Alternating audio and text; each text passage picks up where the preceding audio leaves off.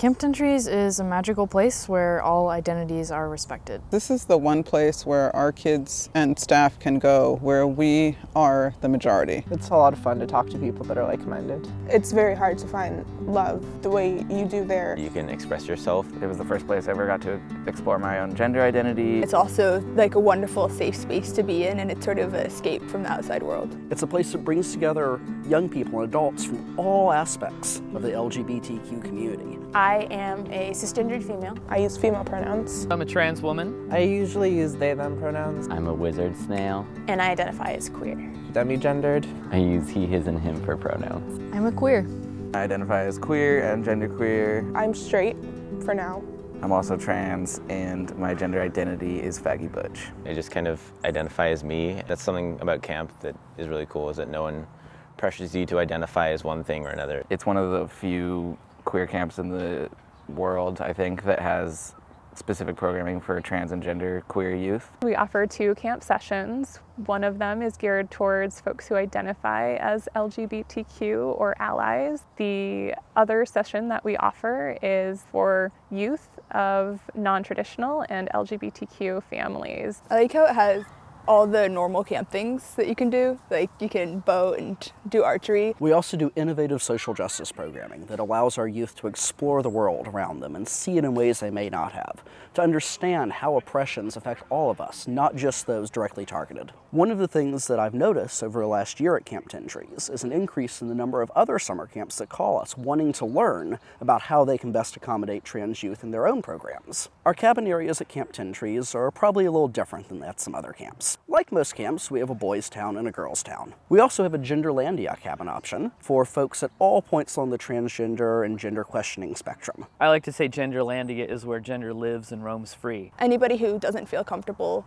living in boys' town or girls' town, or wants to live somewhere that's not divided by a binary gender, can choose to be in Genderlandia. It's really just a way of having different areas and kind of smaller communities within the larger community. All cabin areas are self-selected, and the campers can choose to change their cabin area throughout the week. We also have a wilderness cabin area open to folks of any gender, and a cabin area for our lead or counselor in training campers. In the cabin areas, we generally have 7 or 8 youth with 2 counselors. Our policies, especially those having to do with safety, are meant to match the American Camp Association, or ACA, guidelines. Safety is very important to us. Serenity Team is our medical support staff on camp, made up of licensed medical professionals, doctors, nurses, and EMTs. Our Sunshine Team, also known as the Emotional, Behavioral, and Support Team,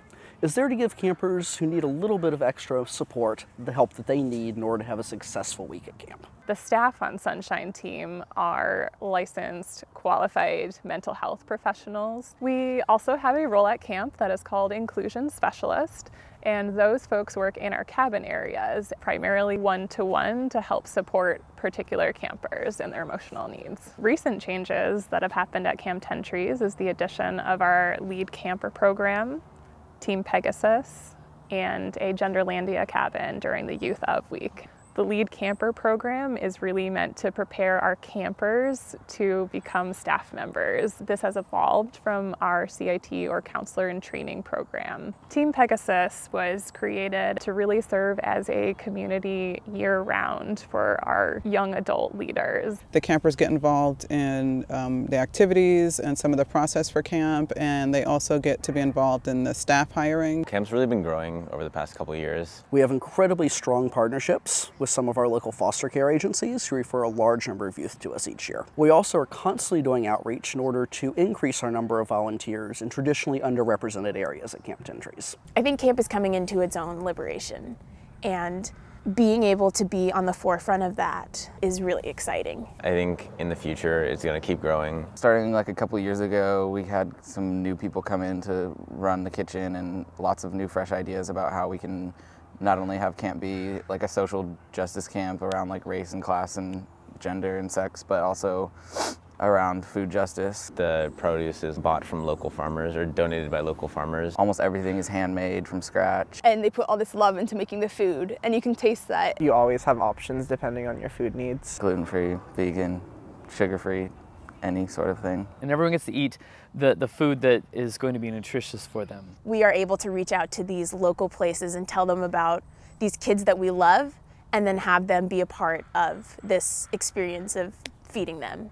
Having such a broad base of support makes it possible for us to not only meet our day-to-day operating expenses, but also to do special things that most other camps can't, like special food for folks on alternative diets. Things like our campership program, which gave out over $40,000 last year to help youth come to camp. Our biggest money source is our annual auction. We really like to make sure that everybody has a chance to come to camp, and so it's important for us to use a good portion of that money towards camperships. We've had a campership every year, and my daughter would not have been able to make it to camp without that. One of our first initial core goals was that no kid should ever be turned away from camp for financial reasons. We are a social justice focused camp, and economic justice is absolutely a part of that. People need Camp 10 Trees because in our society, we don't tell young people that it's okay to be themselves.